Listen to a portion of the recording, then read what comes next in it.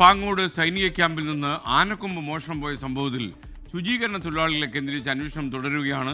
ആനക്കൊമ്പിന്റെ ചിത്രങ്ങൾ ശുചീകരണ തൊഴിലാളികളുടെ ഫോണിൽ നിന്ന് കണ്ടെത്തി. കൗതുകത്തിനു വേണ്ടി ഫോട്ടോ എടുത്തതാണെന്നാണ് ശുചീകരണ തൊഴിലാളികൾ പറയുന്നത്. ഷെവീദ് റവത്തർ ഈ വാർത്തയുടെ കൂടുതൽ വിവരങ്ങൾ നൽകും. പറയൂ ഷെവീദ്.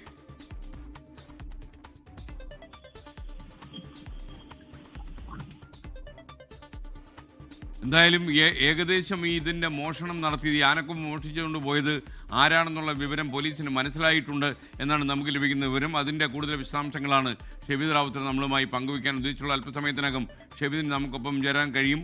പറയൂ ഷെവീദ്. എസ്കൻ, വലിയ വിവാദമായിരുന്നു ഈ പാങ്ങോട് കരസേന ക്യാമ്പിലെ ആനക്കൊമ്പ് മോഷണം. മാത്രമല്ല, കോടിക്കണക്കിന് രൂപ വരുന്ന 2 ആനക്കൊമ്പുകൾ മോഷണം പോയതിൽ 8 ദിവസം പിന്നിട്ടിട്ടും അന്വേഷണം എങ്ങും എത്താത്തതിലടക്കം വലിയ ചർച്ചകൾ ഉയർന്നിരുന്നു. എവിടെയാണ് ആനക്കൊമ്പുകൾ? അവിടെ നിന്ന് അത്രയും സെക്യൂരിറ്റി ഉള്ള സ്ഥലത്ത് നിന്ന് എങ്ങോട്ടേക്കാണ് ഇത് പോയതെന്നൊക്കെയുള്ള കാര്യങ്ങളിൽ പോലീസിനും ആശയക്കുഴപ്പങ്ങൾ പലതായിരുന്നു. ഏതാണ്ട് അതിന്റെ തലേദിവസം ആ ക്യാമ്പിൽ നടന്ന DJ പാർട്ടിയിൽ പുറത്തു നിന്ന് പങ്കെടുത്ത 18ലധികം ആളുകളെ പൂജപ്പുര പോലീസ് ചോദ്യം ചെയ്യുകയും ചെയ്തിരുന്നു. ഇതിന് പിന്നാലെയാണ് ഇപ്പോൾ വളരെ നിർണായകമായിട്ടുള്ളൊരു വിവരം അത് അന്വേഷണ സംഘത്തിന് ലഭിച്ചത്. അതായത് ഈ ക്യാമ്പിലെ ശുചീകരണ തൊഴിലാളികളുടെ കുറച്ചുപേരുടെ ഫോണിൽ ഈ ആനക്കൊമ്പിന്റെ ചിത്രങ്ങൾ പോലീസ് കണ്ടെത്തിയിരുന്നു.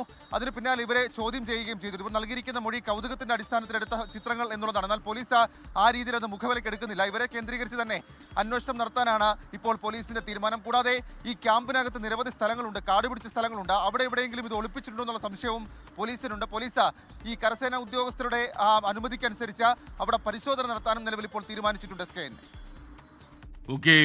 ലോകത്തെവിടെയായാലും ഏത് സമയത്തും 24 വാർത്തകളും ഓഗ്മെന്റഡ് റിയാലിറ്റി പാക്കേജുകളും എക്സ്പ്ലെയിനറുകളും വിശദമായി കാണാൻ ഞങ്ങളുടെ യൂട്യൂബ് ചാനൽ നിങ്ങൾക്ക് സബ്സ്ക്രൈബ് ചെയ്യാം.